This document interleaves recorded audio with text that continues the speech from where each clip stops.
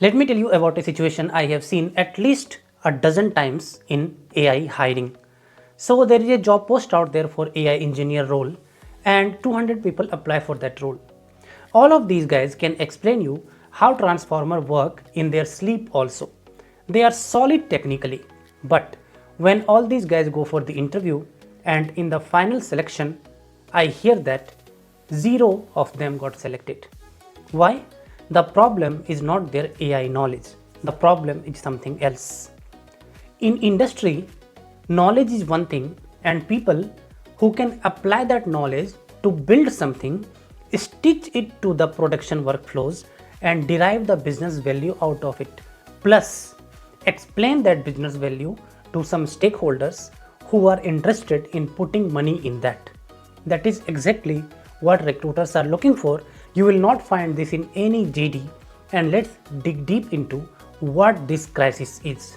Deloitte did a survey over 3000 plus leaders in 24 countries and asked them what is stopping you to integrate AI into your existing business workflows. And you know what the number one answer is? It's not capability, it's not technology, it's not data quality.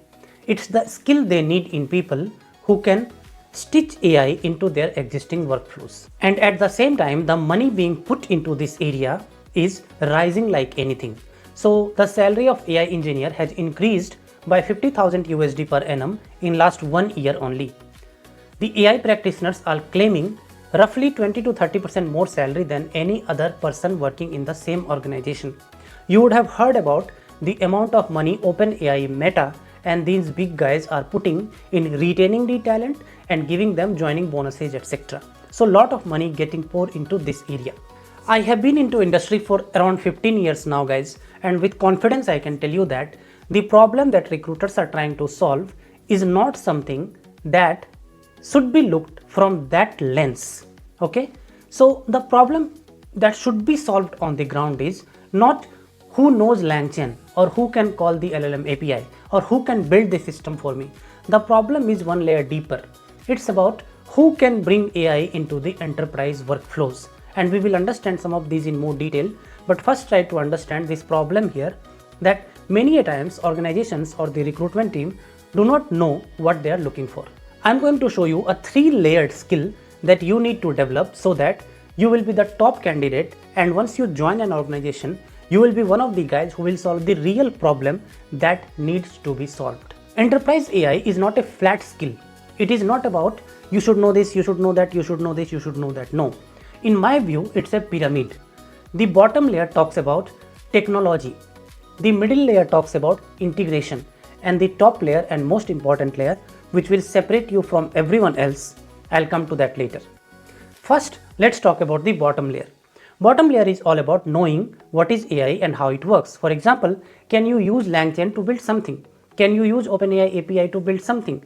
Do you know what a vector database is, how RAG pipelines are built, how things are done, how things are integrated? That's it. Now imagine if you are into this layer, right? You are competing with another 100k people who also know these things. So you have to come to the layer 2. What is layer 2? Let's say you join a company ABC Bank. That bank uses AWS as their core infrastructure of cloud. Now, are you that guy who can bind AWS capabilities, managed services with what you are going to build? That is your layer 2. So if you are somebody who knows how to build things, but you don't have that stitching skills, then you are not the guy I'll be hiring as a hiring manager. I'm looking for someone who can use the existing infrastructure, the existing environment, and stitch things together, bind things together for me. So layer 1 and layer 2, these two things. Now my favorite layer, layer 3, and this is something which is not getting taught in any boot camps or any AI courses that you are taking, and this can come from only experience in the industry. What is layer 3? Layer 3 is all about how do you implement AI knowing layer 1 and layer 2, basically technology and integration, and then how do you justify the ROI? Number 1. How do you talk to stakeholders that this is what I am going to do and this is my gut feel that this is going to work? How are you going to incorporate other teams? For example, data privacy, data security, legal, compliance. How are you going to get your architectural approval? How are you going to embed everything together in the existing frame of working? How are you going to ensure that you are not creating any regulatory noise inside any, let's say, regulatory sector? How are you going to ensure that you are using masking on the sensitive data? These are the things that sit at top layer, and these are the things you need to discuss with your VPs, with your CTOs, and sometimes with CFOs, legal, etc. And this is the cream layer where if you can reach, you can command a 200k plus salary USD in AI engineering, or there are new names, but internally the requirement, the demand for skills are these only.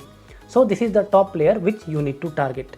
Now let me tell you some of the data that supports why I am saying this top layer, third layer, is the cream layer. LinkedIn data consistently shows that people who can do AI building plus ethical AI grow much faster than somebody who can do only AI building. The McKinsey 2025 reports also tells that someone who can do change management, who can bring AI into the product workflows, someone who understands how AI should work in the production and can convince stakeholders, those are the guys which are in huge shortage, exactly the top of the pyramid. Let me tell you, when a hiring manager talks to you, what are the things he or she will be evaluating you for? First thing is not about if this person knows LangChain, no.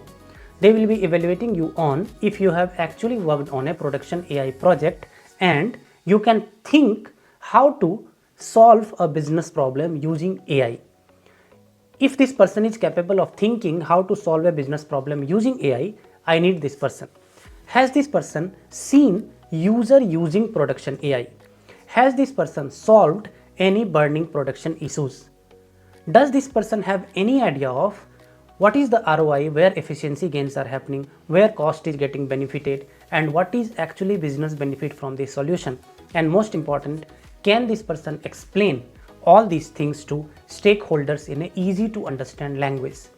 Okay, this is very important. If I am a non-technical stakeholder, you will not tell me all the embeddings and this is 512 dimension vector. No, I don't want to hear all those. You have to tell me RAG pipeline or vector DB in a very, very simple language, and you have to justify why do you want that license. So what are the actionable points from this video? Let me give you a concrete plan. Step 1, stop collecting certifications. No one cares about certifications. I don't care if I am hiring you. I care about what you have built.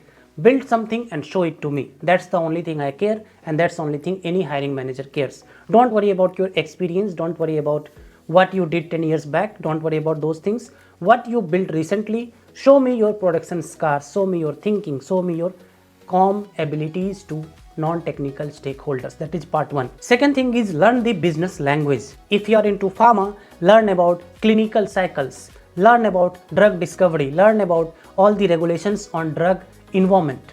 If you are into bank, learn about KYC, learn about lending, learn about credit risk, learn about remediation, risk control, etc. If you are into retail, learn about supply chain, inventory management, demand forecasting, etc. If you don't know business side of things, you are not going to go very far. So you should be talking like this. I have built a use case which reduces the customer churn by X% because I have used these techniques, and customer satisfaction score has gone up by Y% and hence the churn has reduced by X%. Something like this, not something vague, not something very generic. Tie it to a business outcome always. Third point is you should never say I can build a model. You should always say I can build and scale a model in production. This is our layer 2. Okay, so you have to say I can build a model, I can do the evaluation, I can do the retraining, I can ensure that model is unbiased and model is doing what it should do. I will ensure that model is not deviating. I will ensure that it is under the regulation and under the compliance framework of the organization I am working for. So the integration part you should be very confident on. Number 4, as I told you, always practice senior stakeholder communication. So this is the thing that will separate you from rest of the crowd. You should be the one who should explain, I want OpenAI this license. I want to have a license for these many users on AWS for this purpose. Why? Because here is my ROI, and you can see my ROI video to justify your ROI on any AI investment. But you should always talk in terms of numbers, then only you will be seen as the confident guy and the guy who knows what he is talking. To the hiring managers or HRs also, I want to say that stop hiring for layer 1. There is a lot of profiles in the market who had just done some AI bootcamp from somewhere and they are now data scientists or AI practitioners. You should filter them out, not because they are bad, but because they can't solve your problem on the ground. Start filtering those guys, and the only way you can do that is just check people's production experience, check their comm skills, check if they understand the ROI, check if they understand how AI is tied to the business outcome. These are the things you should check in interview, not if somebody can build a LangChain flow. You should not check that, because if you hire those guys, they will again need lot of hand holding from your senior resources for doing things. I have been into industry for 15 years guys, and I have seen India market and global market as well. And I can say with confidence that this cycle always repeats. A new thing comes, technology comes, people will go and try to learn that and try to teach that also, as you are seeing lot of videos on YouTube. So it's easy to do. For example, if you tell me to create a demo on, let's say, any vector DB, I can easily create it. Now with the help of AI, I can create it even faster. So easy to create tutorial, easy to learn, and easy to teach. But those are the skills which will not take you very far. That is just layer 1. You have to be a person who understands the integration layer 2, and the person who can understand ROI and explain it to everybody, the layer 3. And that is the area, if you want to be a differentiator, if you want to be a problem solver, if you want to be somebody who actually matters on the ground, and you want to be separate from the crowd, just keep this pyramid in mind. If you find this video useful guys, please press the like button and the subscribe so that I get motivated and I create more content for you. See you all with the next video.